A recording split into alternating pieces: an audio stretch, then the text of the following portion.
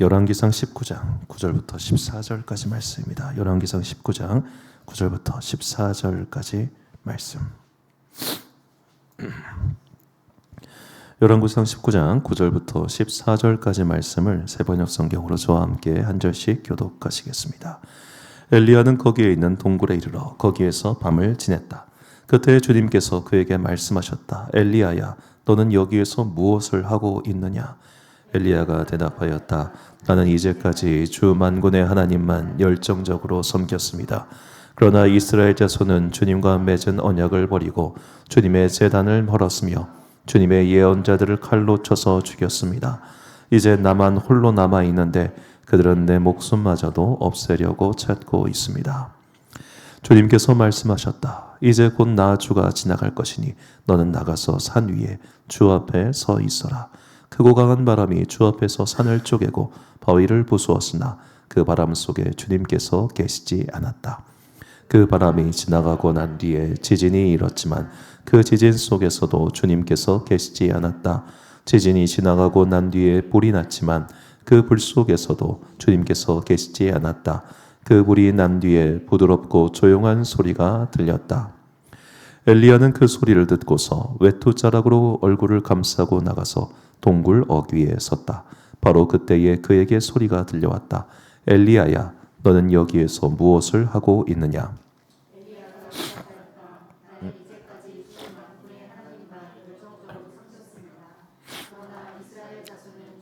맺은 언약을 버리고 주님의 제단을 헐었으며 주님의 예언자들을 칼로 쳐 죽였습니다. 이제 나만 홀로 남아 있는데 그들은 내 목숨마저도 없애려고 찾고 있습니다. 아멘. 필요한 은혜를 구하는 기도라는 제목으로 하나님의 말씀 선포하겠습니다. 다들 아시겠지만 자동차 배기량에 따라서 필요한 기름의 양은 달라집니다. 3000cc 자동차에게는 3000cc에 맞는 기름의 양이 필요합니다. 그리고 150cc 오토바이는 150cc만 딸락 넣으면 잘 돌아가지요. 자, 그런데 배기량이 늘어가면 자동차의 무게도 늘어나기 때문에 배기량이 커지면 커질수록 엔진 효율은 떨어지죠.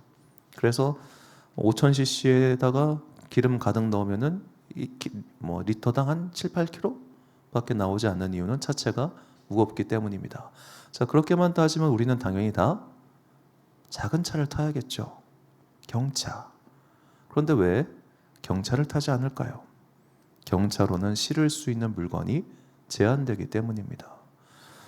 저는 이제 어쩔 수 없이 우리 동네 코스트코가 있으니까 코스트코 가서 장을 봅니다만, 작은 차를 가면은 힘들 것 같아요. 거기 있는 물건들이 대략적으로 커가지고, 예전에 이제 우리 교회 트리를 살 때 트리가 엄청 크잖아요. 그 차에 안 들어가서 한참 고생한 적이 있었는데, 거기 가면 이제 탄 트럭 차들도 오잖아요. 자, 트럭에는 트럭의 용도가 있습니다. 작은 차는 작은 차의 용도가 있고, 또 쿠팡 라이더를 하고 있는 제 후배 말 들어보니까 쿠팡이 왜 다들 오토바이 타고 다니는지 알겠다는 거예요. 제가 승용차로 쿠팡을 해보니까 너무 힘들대요. 그건 또 오토바이가 타야겠죠. 그런데 오토바이에는 뒤에 사람을 태우기가 안 돼요. 원래 사람 태우면 안 돼요. 큰일 납니다. 자기 자식을 오토바이 태우는 부모는 정신 나간 사람이지. 자, 오토바이는 1인승입니다. 그런데 차가 있어야 여러 명을 태울 수 있죠. 자, 배기량에 따라서 차종에 따라서 들어가는 기름이 달라지듯이, 양이 달라지듯이 저는 성령 충만도 비슷하다고 생각합니다. 어떤 사람은 일주일에 한 번 교회 와도 꽉 차는 사람이 있습니다. 오토바이와 같은 사람입니다. 오토바이니까 1인승이니까 일주일에 한 번 와도 그냥 부렁부렁 일주일 동안 운행하는데 아무 지장이 없어요. 한 번만 만땅 채우면은 일주일 동안 잘 가요. 그런데 일단 4인승 이상의 차량을 운행하시는 분들은 일주일에 한 번 갖고는 매우 어렵습니다. 한 번 그때 만땅을 채워도 금방 동이 나죠. 여기서 4인승 이상이란 각자의 집에서 어쩔 수 없이 기도의 제사장을 맡은 분들을 뜻합니다. 내가 기도하지 않으면 우리 집에선 나 말고 아무도 기도할 사람이 없는 사람들. 내가 기도하지 않으면 아무도 나를 대신해서 기도의 자리를 채워줄 수 없는, 사실 영적 고아와 같은 사람들이죠. 그런 분들은 어쩔 수 없이 내가 운전대를 잡고 있기 때문에 일주일에 한 번 주일날 와가지고 그거 채우는 거 가지고는 일주일을 운행을 할 수가 없어요. 그러니까 중간에 와서 이렇게들 기도하고 계신 거예요. 나 말고는 없으니까 나라도 채워야지 해가지고 기름을 채웁니다. 자, 이게 보통 성령 충만을 경험한 사람들입니다. 자, 우리가 성령 충만을 경험하면, 하나님의 임재를 경험하면 우리의 연료통이 커집니다. 그래서 일주일에 한 번 주일 예배 갖고는 이게 안 채워져요. 내 갈급함이 채워주지 않아요. 그래서 성령 충만을 경험해서 배기량이 커진 사람들은 꼭 다른 날들도 와서 기도의 분량을 채우려고 합니다. 영적 분량입니다. 그걸 해야 체험을 받기 때문에. 자, 그렇게 채우다 보니까 또 다른 성령 충만을 경험해가지고 배기량이 더 커집니다. 배기량이 점점점 커지죠. 자, 그렇게 배기량이 점점점 커진 자들에게는 마치 대형차에다가 많은 짐을 실을 수 있는 것처럼 하나님께서 많은 짐을 맡기십니다. 너는 이것도 할 수 있고 저것도 할 수 있으니까. 그래서 그렇게 성령 충만을 경험한 많은 분들이 교회에서 중직자들로 많이 활동을 하시죠. 자, 이 다음부터가 문제입니다. 이제는 주일 예배를 와도 뭔가 채워지지가 않습니다. 이제는 금요일에 와도 수요일에 와도 새벽에 가도 목사의 설교 갖고는 뭔가 부족합니다. 우리가 지금 만난 지 한 1년 좀 돼가죠. 1년 아직 멀었는데 3년만 더 들어본다고 생각하세요. 얼마나 그 나물에 그 밥이에요. 솔직히 제가 설교를 좀 몇천 편을 썼잖아요. 솔직히 인간의 머리에서 나와봤자 얼마나 뭐 다른 게 나오겠습니까? 거의 다 비슷한 내용입니다. 본문만 달라질 뿐이지. 그 얘기 또 하고 또 하고 또 하다 보면 나도 어느샌가 식어버려요. 그러니까 더 이상 새벽을 지키던 수요일을 지키던 금요일을 지키던 주일 예배를 드리던 내 용량에 차지 않는 거예요. 그래서 이렇게 한때 성령 충만해서 용량을 확 늘렸다가 더 이상 그 교회의 예배를 통해서 체험받지 못하는 사람들이 어떤 성향을 보이냐면 냉소적으로 바뀝니다. 냉소적으로. 예배를 드려도 흥한 거예요. 그러자고 이제 다른 교회를 가자니 이미 이 교회 너무 중직자가 돼버려가지고 다른 교회 갈 수도 없어요. 그러니까 매일매일 사실은 나 스스로는 죽어있는 예배를 드리게 되는 겁니다. 자, 이렇게 배기량이 커진 사람들은 그래서 그걸 경계해야 됩니다. 아, 내가 지금 배기량이 굉장히 커졌기 때문에 지금 내가 수동적인 자세만으로는 이 은혜를 충전할 수가 없구나. 더 적극적으로 은혜를 충전하기 위한 충전소를 찾아다녀야죠. 그래서 그런 분들 가운데 이제 어떻게든 시간을 마련해가지고 기도원에 가시는 분들도 있고 그런 분들도 있단 말이에요. 자, 이것이 보통 이제 일반적인 성도로서의 배기량이라면 이 성도의 배기량을 뛰어넘은 사역자의 배기량을 가진 사람들이 있습니다. 이 사람들은 어마어마한 연료통을 갖고 있기 때문에 거의 대형 버스 수준입니다. 부릉부릉하게 갑니다.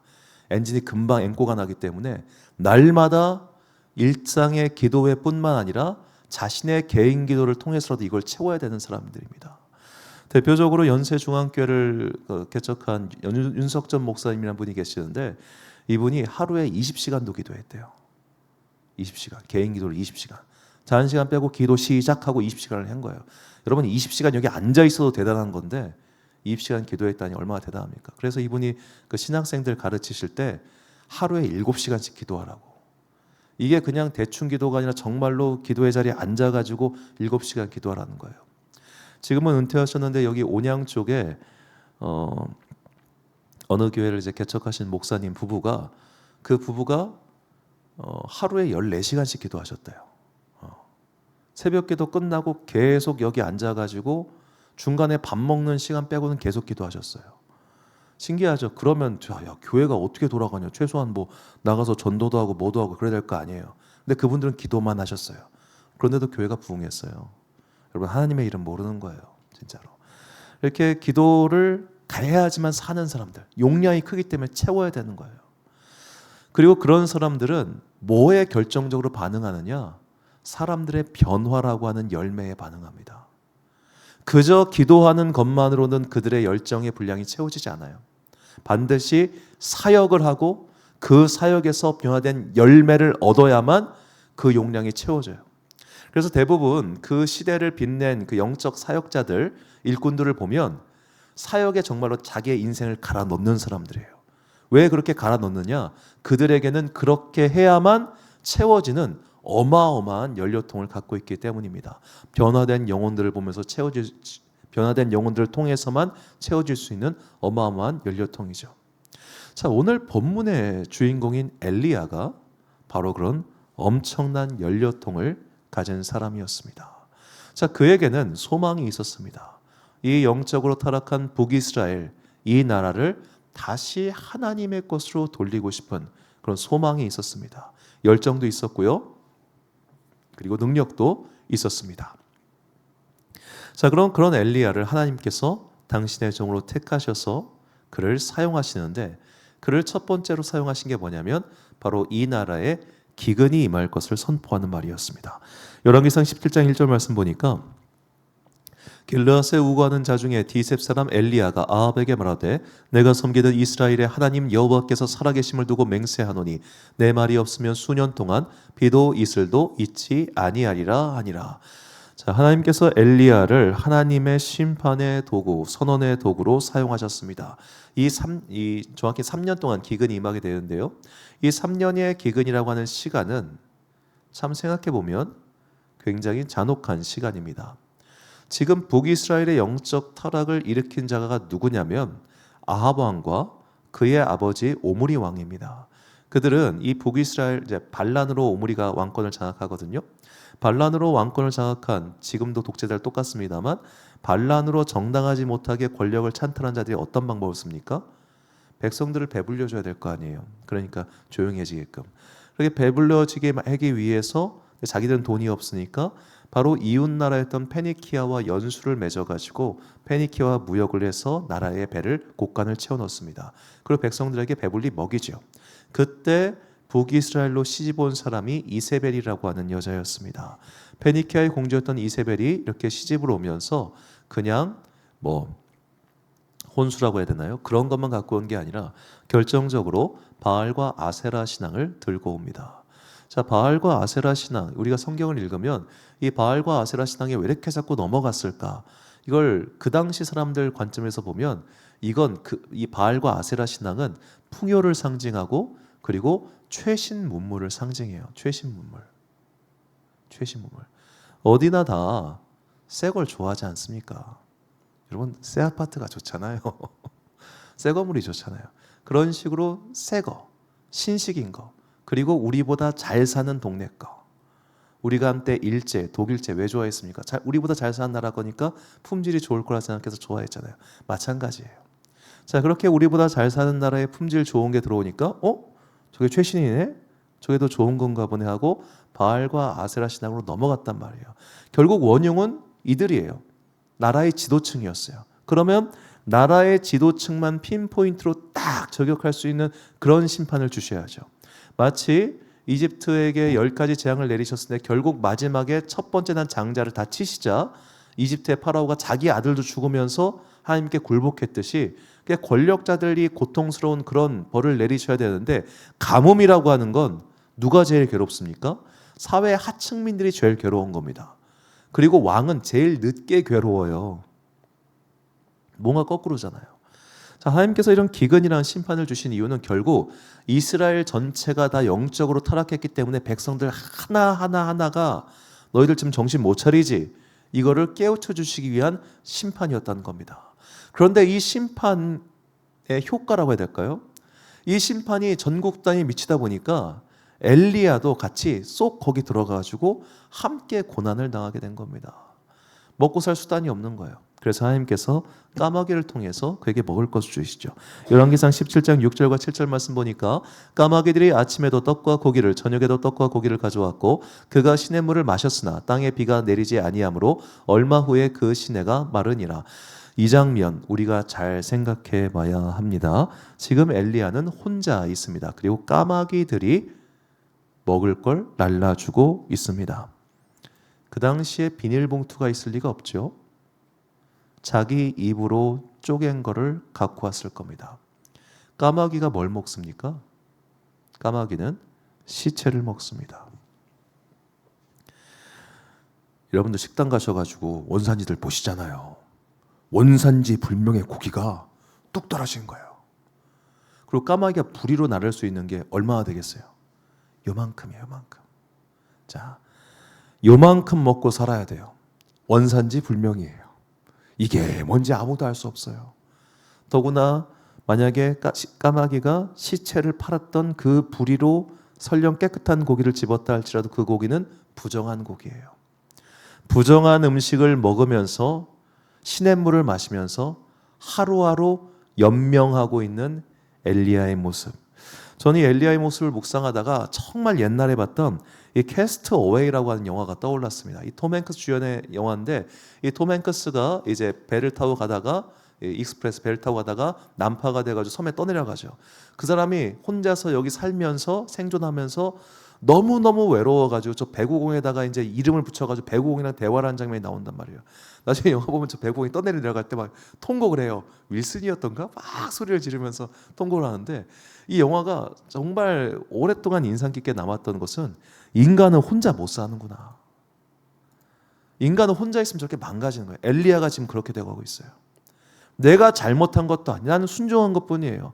하나님이 하라고 해서 했어요. 내 인생이 곤고해진 거예요. 너무 힘들어지는 거예요. 자, 그렇게 곤고한 와중에 하나님께서 너 이제 여기 있지 말고 저 사르밧 땅의 한 여인에게 가가지고 거기 살아라. 좋게 말해서 그렇지 빌부터 살란 말 아닙니까? 자, 그래 갔습니다. 가니까 거기도 죽기 직전이에요. 그런데 하나님께서 기적을 베풀어 주셔서 그들이 먹고 살 음식을 주셨습니다.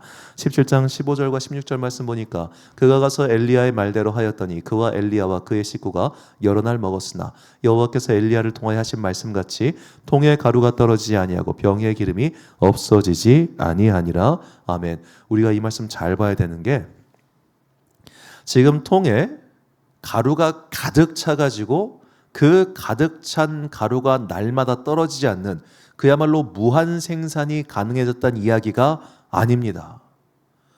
저 집에는 원래 오늘 하루치 음식밖에 없었습니다. 그런데 지금 그 하루치 음식이 날마다 리필되고 있다는 이야기입니다.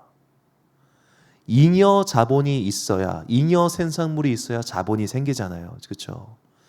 만약에 통에 가루가 넘쳐났다면 그거 팔아가지고 다른 걸로 해서 이 여인은 부자가 됐을 겁니다. 그런데 지금 하나님께서는 그렇게까지 해주진 않으시고 그냥 오늘 먹을 만큼만 주신 거예요. 까마귀도 내일 온다는 보장이 없어요. 오늘 먹을 만큼만 줘요. 이 집의 그 기적도 오늘 먹을 만큼만 있어요.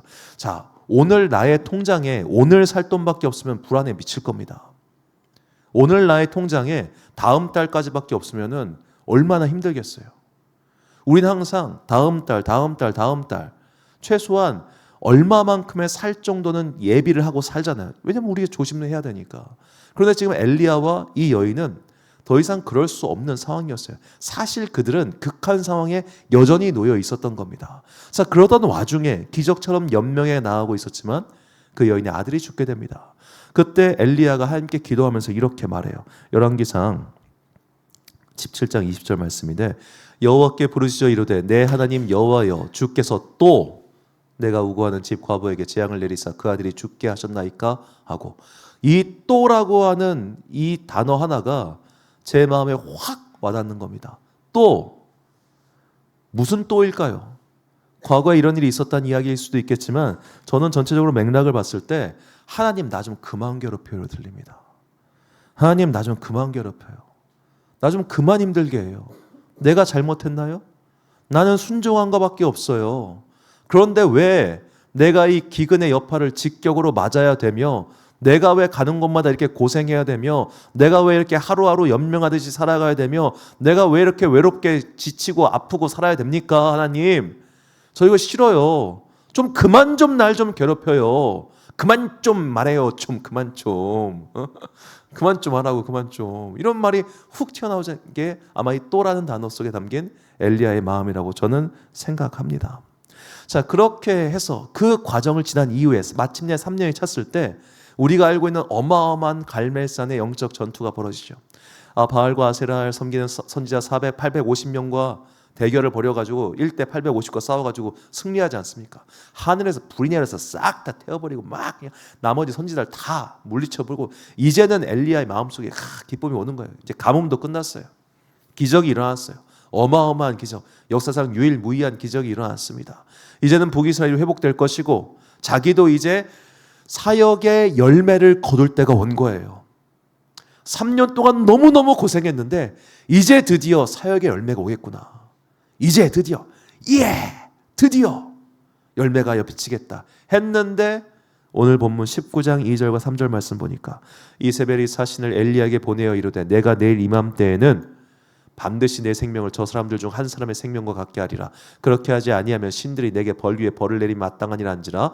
그가 이 형편을 보고 일어나 자기의 생명을 위해 도망하여 유다에 속한 브엘세바에 이르러 자기의 사환을 그곳에 머물게 하고 엘리야는요 도망칠 수밖에 없었습니다. 그가 3년 동안 어쩌면 그 이전부터 오랫동안 기도하고 준비했던 결정적인 사역의 프로젝트는 결과적으로 실패로 끝난 겁니다. 죽어라 고생했고 엄청난 기적이 일어났고 하나님의 임재를 능력을 마음껏 체험했는데 실패했네. 이때 엘리야는 꼬꾸라집니다. 이렇게 말하죠. 본문 4절 말씀 보니까 자기 자신은 광야로 들어가 하룻길쯤 가서 한 로뎀나무 아래 앉아서 자기가 죽기를 원하여 이르되 여호와여 넉넉하오니 지금 내 생명을 거두시옵소서. 나는 내 조상들보다 낫지 못하니이다. 내 조상들, 그러니까 엘리야에게 목표가 있었던 거예요. 마치 모세처럼, 마치 여호수아처럼, 마치 다윗처럼 이렇게 기록되어 있는 믿음의 조상들처럼 나도 그 일을 해야겠다. 나도 그렇게 충성해서 나도 저런 열매를 거둬야겠다라고 목표가 있었어요. 그런데 다 실패했어요. 다 실패했어요. 그러니까 이제는 나 데려가요. 나 데려가요 하는 거예요. 여러분, 우리가 기도하다가 성령 충만한 사람도 앵꼬 나잖아요. 그럼 차 버려요. 차 버려. 아예 안 타 하고 버려버려요. 옛날에 개봉했던, 옛날도 아니죠, 그 교회 오빠라고 하는 영화가 있습니다. 다큐멘터리인데 지금은 돌아가신 그 이관희 집사님의 이야기입니다. 자, 이 집사님이 이제 첫째 딸 부인께서 오은주 집사님인가요? 이 집사님이 첫째 딸 출산하고 나서 이 건강 검진을 받는데 37살 때 대장암 7기가 나온 거예요.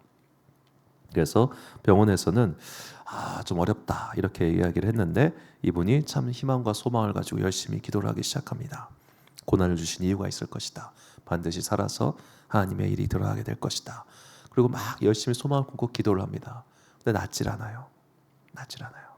아무리 기도해도 변화가 없고 낫질 않습니다. 자, 그때 그 집안에 어떤 일이 벌어지냐면 그 아들의 항암 투병을 지켜보고 있던 어머니가 먼저 죽습니다. 자살해요. 스스로. 자기 아들이 죽어가는 모습을 못 보겠는 거예요. 그러니까 교회를 다니는 분인데도 불구하고 그렇게 스스로 세상을 떠나셨습니다. 절망이 이렇게 무서운 겁니다. 엘리야가 지금 절망이에요. 용량이 커졌기 때문에. 여러분, 용량 작은 사람들은 절망도 안 해요. 오토바이인데 뭐 부릉부릉 타고 다니잖아요. 근데 큰 차는 절망해요. 왜? 비싸잖아요. 이거 버려야 되는데 다시 사기도 힘들어요. 그러니까 큰 차는 절망해요. 더 많은 체험을 한 사람, 더 은혜가 필요한 사람, 더 갈급한 사람이 더 깊이 절망합니다. 엘리야가 그렇게 깊은 절망 속에 빠집니다. 하나님, 나 끝났어요. 난 이제 완전히 망한 것 같아요 라고 말이죠. 자, 그래서 하나님께서 이 로뎀나무 아래에 있던 엘리야에게 음식을 주시고 그를 하나님의 산 호렙으로 부르십니다. 그리고 그가 호렙산에 갔을 때 그는 마침내 하나님의 새로운 모습을 보게 되지요. 본문 11절과 12절 말씀을 제가 읽어드리겠습니다.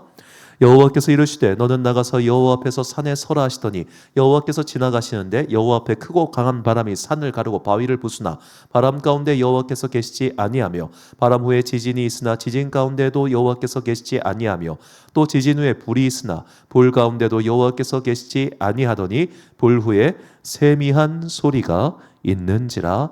아멘. 자, 불, 바람, 지진, 이런 어마어마한 임재의 상징 가운데 하나님께서 계시지 않고 세미한 소리가 있는 그 속에 하나님께서 음성을 들려주십니다. 자, 불은 엘리야를 상징하는 또 다른 사역의 증거이기도 합니다. 하늘에서 불이 내려왔고 그가 불병거를 타고 올라가지요. 저는 이 본문의 말씀이 오늘 전체 맥락 속에서 이렇게 느껴졌습니다.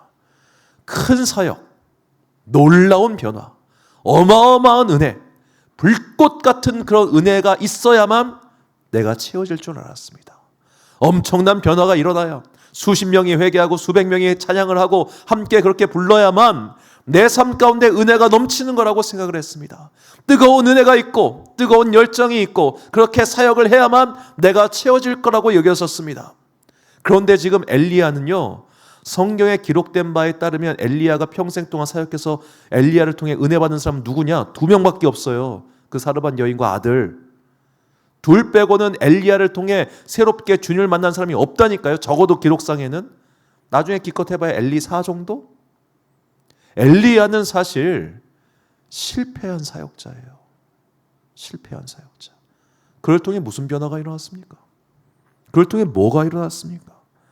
자, 그런 나는 실패한 사역자야. 나는 망한 사역자야. 나는 이렇게 열심히 했지만 아무런 성과도 없고 열매도 없었어. 라고 그렇게 절망하는 엘리야에게 야, 이 절망 중에도 소망이 있는 거야. 바로 이 세미한 음성이 그 증거라고 저는 하나님께서 말씀해 주셨다 그렇게 생각합니다. 만약에 하나님께서 그 거대한 불꽃 가운데 임하셨다면 엘리야는 더 절망했을 거예요. 왜? 나는 이제 저런 불꽃 못 내. 지진 가운데 임하셨다면 나는 이제 저런 능력이 없어 라고 절망했을 거예요.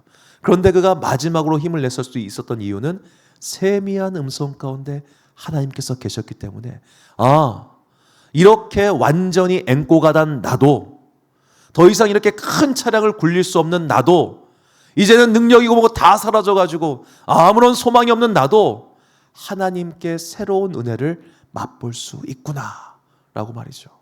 저는 그래서 이렇게 비유하고 싶어요. 차 엔진 바꿔요. 전기차로. 전기차로 새롭게 충전하면 되잖아요. 전기차로 충전하면 느리겠죠. 하지만 채워지고 갈 거예요. 더 이상 이 방법으로 채워지지 않는다면, 더 이상 그걸로 내 비어있는 연료통이, 그 은혜통이 채워지지 않으면 다른 방식으로 채워보세요. 뜨겁게 기도했지만 응답이 오지 않을 때는 조용히 기도해보는 거예요. 열심히 살았지만 답이 오지 않을 때는 그 실패를 통해서도 우리는 하나님 만날 수 있어요. 왜 꼭 하나님을 불처럼 만나야 됩니까?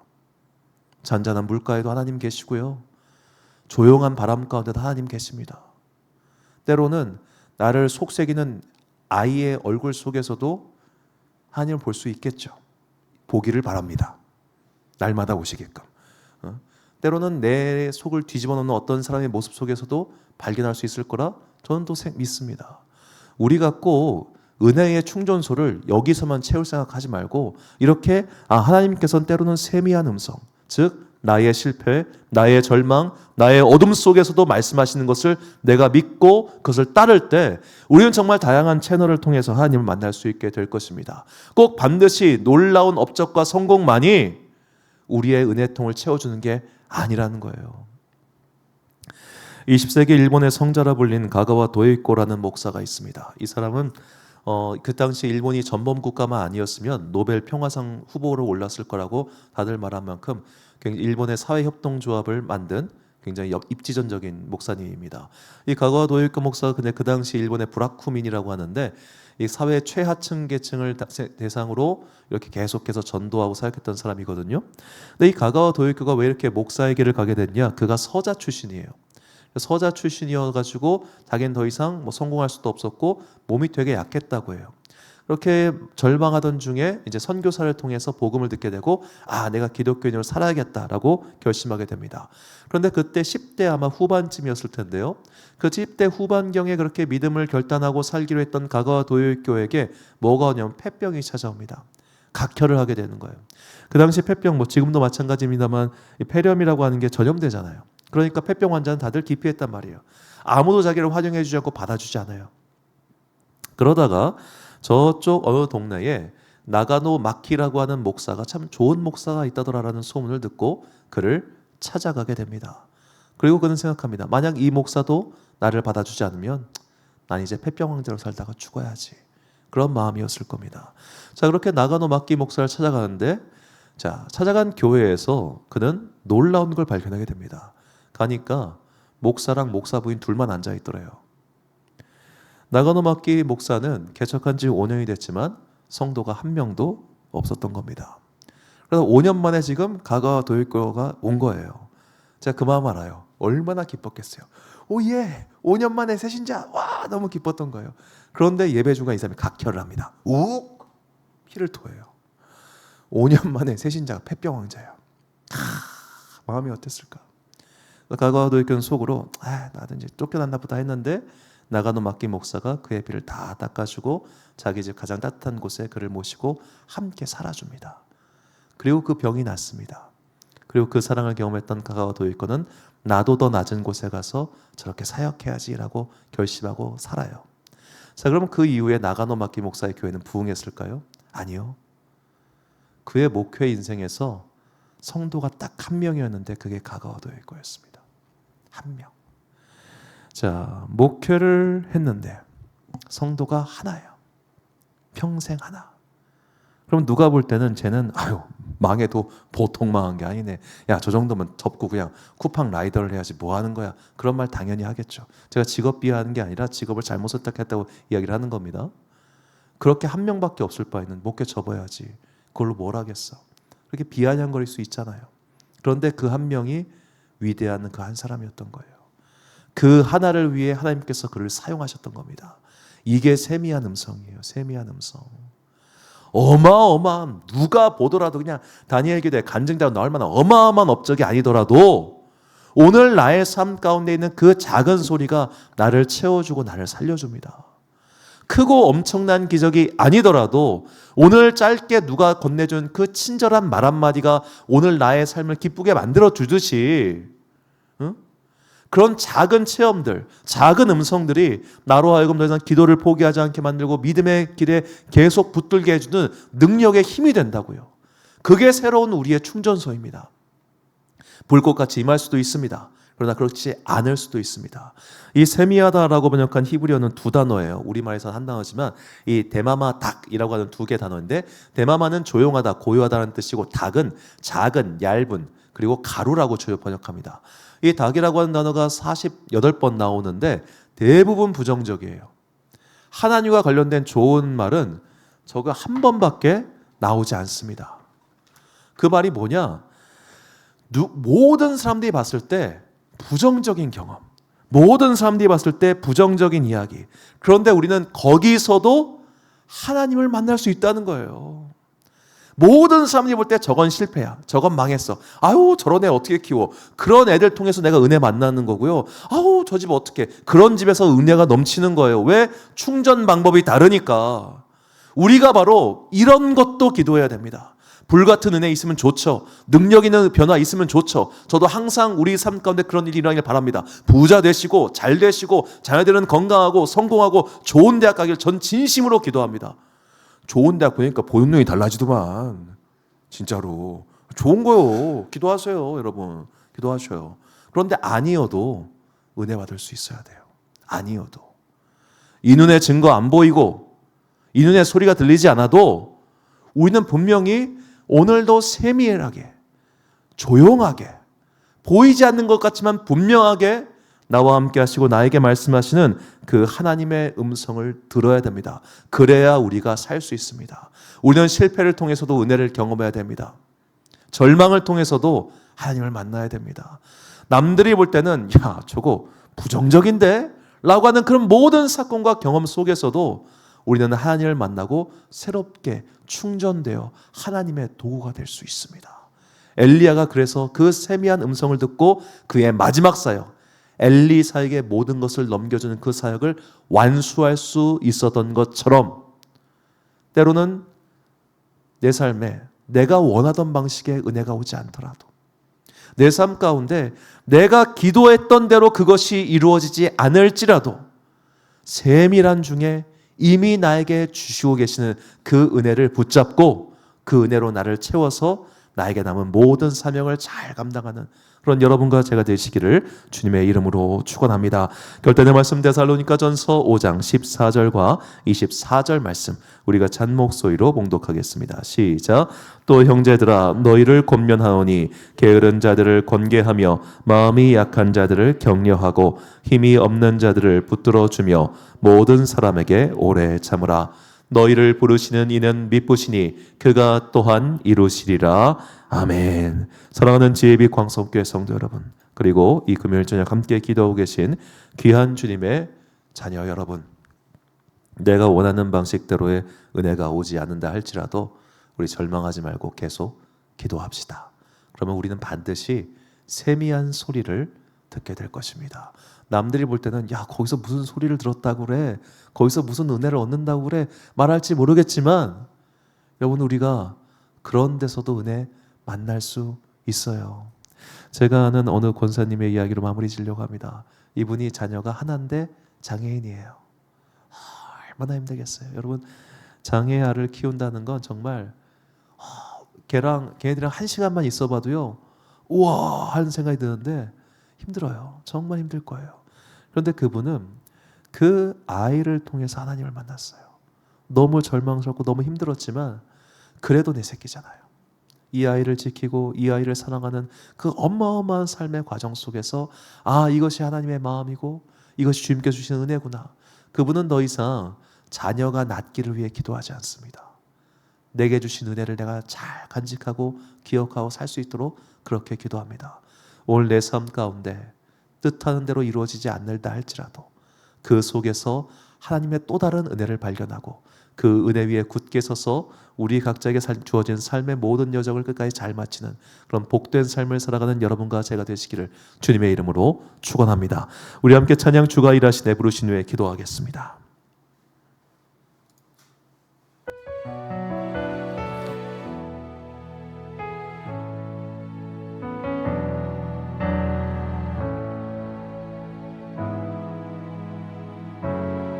어릴 때 그때가 하나님의 때 내 힘으로 안 될 때